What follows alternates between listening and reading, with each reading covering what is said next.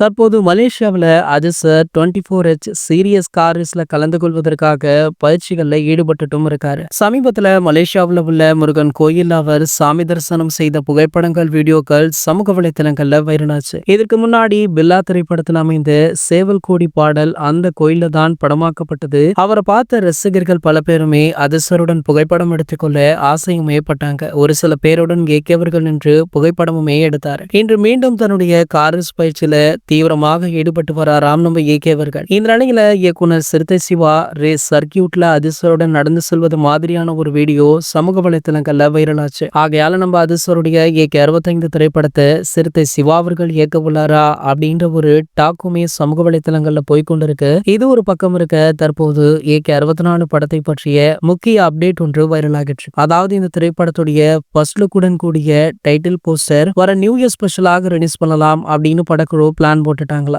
சமீபத்துல பாத்தீங்கன்னா இதற்கான டெஸ்ட் ஷூட்டுமே முடிந்துள்ளதாக சொல்லப்படுது. கூடிய விரைவிலேயே படக்குழுவிடமிருந்து முறையான அறிவிப்பு வெளியாகும் அப்படின்ற தகவலுமே கிடைச்சிருக்கு. இந்த படத்திற்கு வியூகம் அப்படின்னு டைட்டில் வைத்துள்ளதாக சொல்றாங்க. சோ வி சென்டிமெண்ட் ஏகே அவர்களுக்கு பொருந்தும் அப்படின்றதுனால இந்த முடிவை படக்குழு எடுத்துள்ளதாக சொல்றாங்க. இது போன்ற செய்திகளை பற்றி நீங்க உடனே தெரிஞ்சுக்க நம்மளுடைய சேனலை மறக்காம சப்ஸ்கிரைப் பண்ணிக்கோங்க.